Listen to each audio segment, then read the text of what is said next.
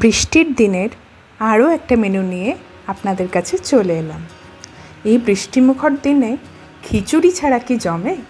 তাই এরকম সুন্দর খিচুড়ি, পাঁপড় ভাজা আর আরও কি খেলাম সেটা দেখানোর জন্যই আপনাদের কাছে চলে এলাম।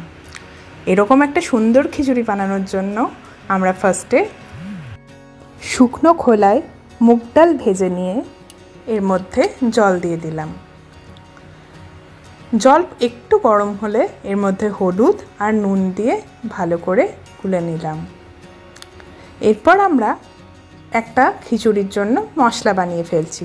তার জন্য আদা, কাঁচা লঙ্কা, জিরে, টমেটো একসঙ্গে বেটে নিলাম।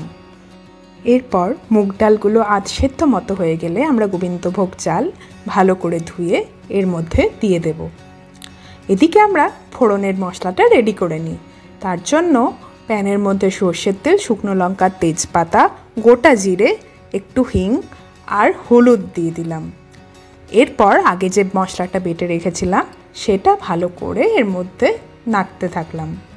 এরপর এর মধ্যে একটু নুন আর চিনি দিয়ে ভালো করে ভেজে নিলেই যখন এটা থেকে তেল ছেড়ে দেবে তখনই এটা ফোড়ন দেওয়ার জন্য একদম রেডি হয়ে গেছে।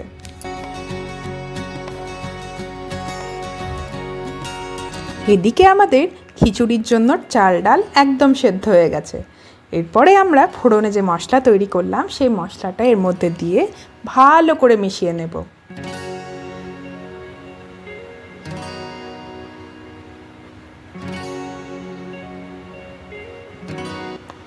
ভালো করে মেশানো হয়ে গেছে।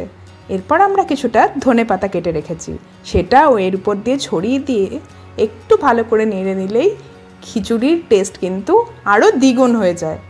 এই খিচুড়িটা খেতে জাস্ট অসাধারণ লাগে। এরপর শুধু খিচুড়ি হলে কি আর বৃষ্টির দিনে জমে? তাই আমরা ডিফারেন্ট টাইপস অফ পাঁপড় ভেজে নিয়েছিলাম। এগুলো হচ্ছে সাবুর পাঁপড়, এগুলোও ভাজা হয়েছিল। এছাড়া পেঁয়াজের পাঁপড়, গাজরের পাঁপড়, এমনি নর্মাল পাঁপড় আর এই ব্যাগ পাঁপড়গুলোও আমরা ভেজে নিয়েছিলাম। এটা তো আর ভোগের খিচুড়ি নয়, তাই আমরা অমলেট করে নিয়েছিলাম।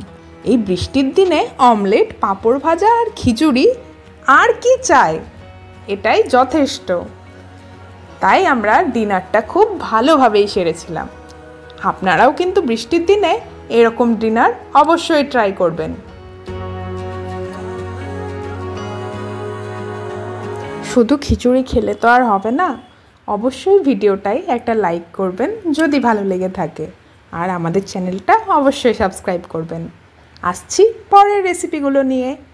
আজকের মতো এই অবধিই থাক, তাহলে টাটা।